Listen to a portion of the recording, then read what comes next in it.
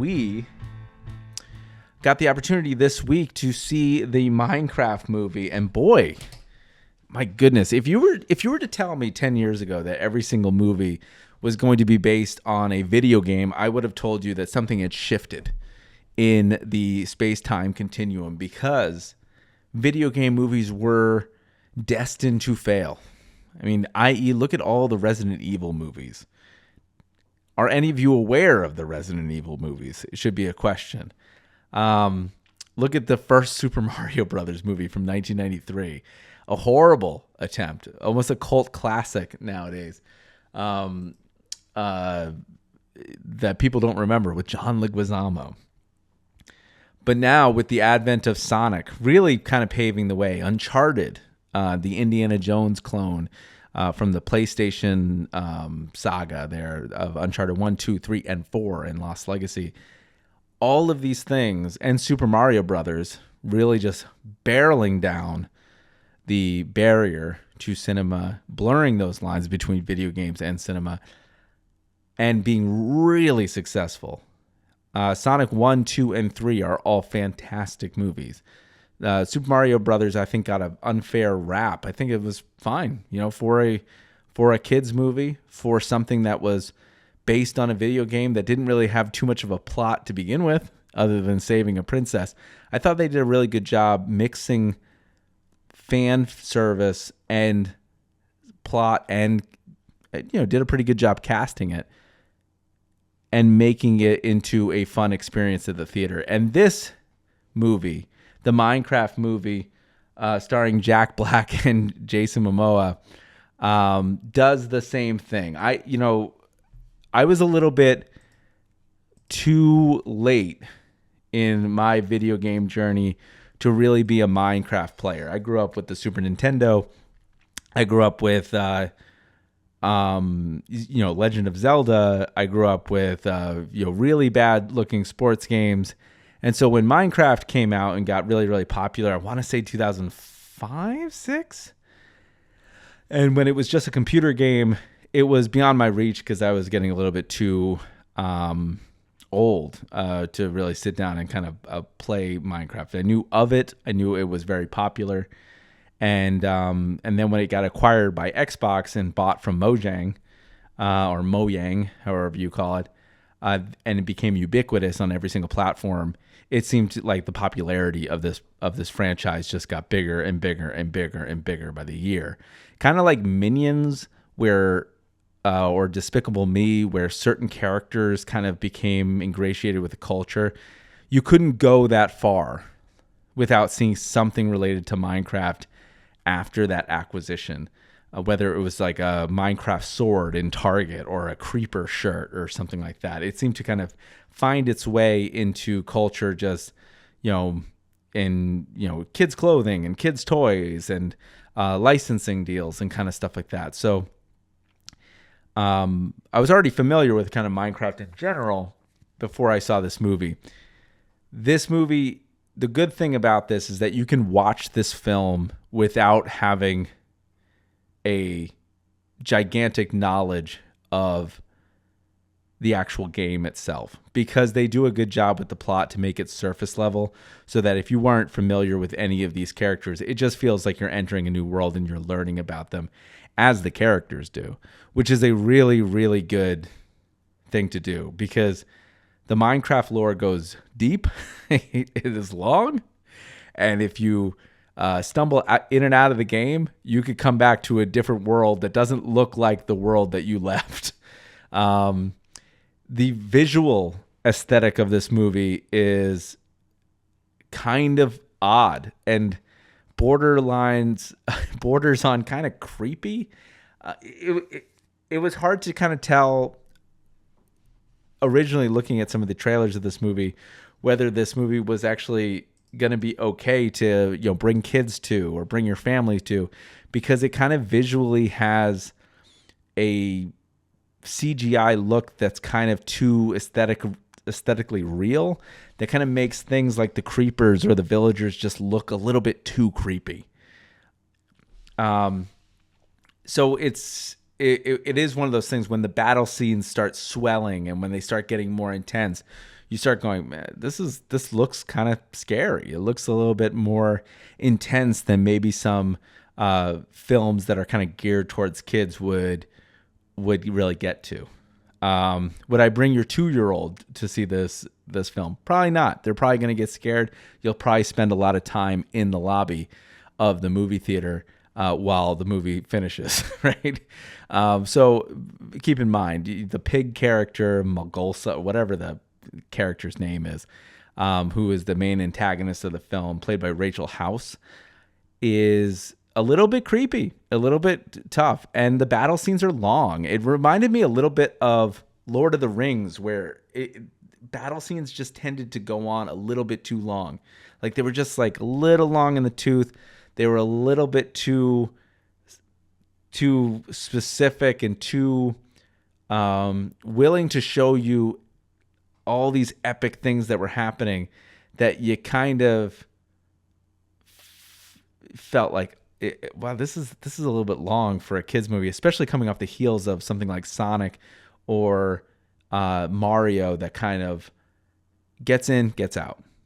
They don't spend a lot of time before they're on to the next beat. They seem to be keenly aware of the audience, where it's like the attention span is short, right?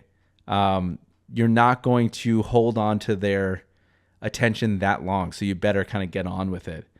It's funny if you look and start comparing kids' films, and I say kids' films, but really like films that are made for children, from 20 years ago to now, you start really getting more aware of that pacing. Like, do yourself a favor. I remember Space Jam as being a really fun movie to watch when I was a kid. I loved it. And when I went back to watch it as an adult, I couldn't believe how slow it is in the beginning. When I started watching it with like my nephews, and my nieces, that the amount of times that they said we're bored, and I couldn't argue with them because it was boring. It was too long in the tooth in the beginning. It didn't get to the action long enough. Something that today's films do a lot better. But this one tended to hold on to moments a little bit longer than maybe they needed to, especially in the battle scenes. This film is also completely and utterly held together by the charisma of Jack Black. Jack Black is more himself in this movie than he really is Minecraft Steve, in which he stars. There really is no character to Minecraft Steve. If you don't know what Minecraft Steve is, I believe Minecraft Steve just was created because the internet called the main character Steve. I don't think there's any kind of direct address in the game that he is Steve. But he plays this character who always wanted to go into the mines. And really by the end of the whatever runtime of the movie is, 2 hours or so, maybe a little less than that, it really becomes Jack Black in the Minecraft world playing Jack Black, which is totally fine and totally okay. You need that kind of energy to get through all the ridiculousness of this movie and to keep everyone's attention.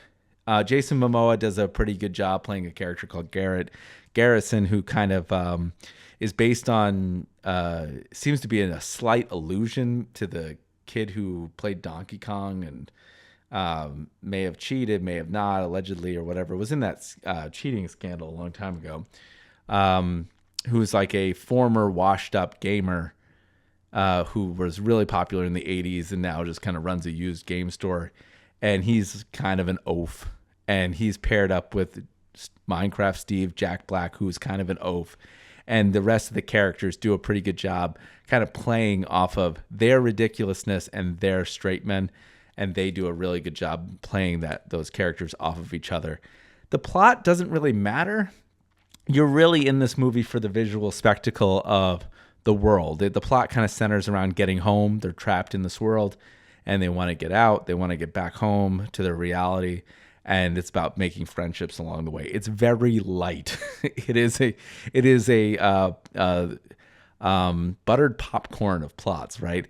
This isn't James Bond. This isn't Conclave. This is Minecraft. There's not going to be much depth here, and there doesn't really need to be a lot of depth. There is a lot of fan service, though. I mean, for somebody who's lightly, and I really want to emphasize, lightly been aware of Minecraft and all of the stuff that's within it, I feel like they do a really good job doing a lot of fan service and seeing all the characters, the Endermen, the villagers, the chickens, the sheeps, the punching of wood, things that are very, very core to Minecraft. They do a good job showcasing, and they showcase a lot of the creativity. Some of the coolest things that came out of Minecraft to me was players' creativity. There was at one point a long time ago, there was a player that had built like a functioning calculator in Minecraft before it was very common to do so, right? Those were the coolest things that came out of the game for me, was just seeing how far they could push the functions within the game in creative mode. If you ever go to the Building Museum in DC, there's a great exhibit called Brick City, which showcases a lot of different like sculptures that people make out of Legos. That was what Minecraft was to me. It was just people's way of showcasing off how creative they could be digitally with their Minecraft set, with their Lego set. And I think the movie does a pretty good job emphasizing that, even with some of the terms and the lingo that they use. Like Jack Black says, "Wow, that's pretty impressive for your first build," right? Like they're referencing that creativity and that cool community that game kind of has. That said, it's pretty funny. There's been multiple moments where I kind of laughed at a lot of the different situations. There's a substitute teacher that says a line about living financially in ruin that made me really, really chuckle. It's Sonic to me always will hold the cake of actually being funny and witty, because it's held up by Ben Schwartz and his humor. Jack Black and these cast of characters do a really, really good job keeping the humor going throughout the film as well. So it is pretty funny. So even if as an adult, you'll have a really, really good time in this movie as well. And lastly, I had a point and it just flew out of my mind. Oh no. What was the point? Anyways, the movie is really good. Oh, sorry. So, and also there's a subplot of Jennifer Coolidge and a villager meeting and having a bond and having a friendship that is peppered throughout this movie, that is really, really vaudevillian and really funny, and is such a nice touch to the main plot of this movie. It's been a long time since I feel like someone has done something this vaudevillian in the middle of a mainstream movie. And having seen Jennifer Coolidge play her character from The White Lotus so perfectly, it was nice to see Jennifer Coolidge in this movie, in such a positive movie where the outcomes are not as dire as they are in The White Lotus, but she does such a good job providing the comic relief in this movie that it's worth just seeing just for that subplot, because it's funny. It's just goofy. It reminds me of a Conan O'Brien skit, which, by the way, we'll get more Conan O'Brien later this month. They just announced Conan O'Brien Must Go May 8th. So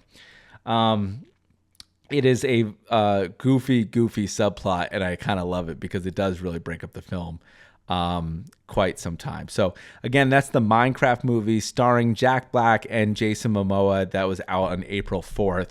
Go see it. It's a good time. Hopefully your theater is not plagued by the chicken jockey thing, whatever it is going on, that people are throwing popcorn around. That did not happen in my theater. Luckily, there was not a lot of people at my showing. So it was hard to kind of believe that it had such a big box office weekend that it was like passing Mario Brothers, because when I went to go see it, it was rather empty, but maybe it might have been just the timing that I went to go see it on a Friday afternoon. Again, that's the Minecraft movie based on the Minecraft game. Again, it is a Jack Black powerhouse.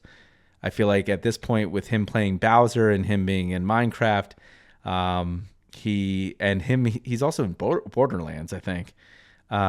If there's a video game movie you best star Jack Black in it because it will be successful. He is definitely takes this movie by the horns and really drives it to its success. So without Jack Black, I don't know if this movie would be as successful as it was, but he is just a powerhouse in it. And he just provides a really, really good time. I mean, by the end, you're watching School of Rock. If you see the movie, you'll know what I mean. It is less a character. It is more just Jack Black being Jack Black, which is always a good thing in these times for sure. So again, that's the Minecraft movie, out April 4th. So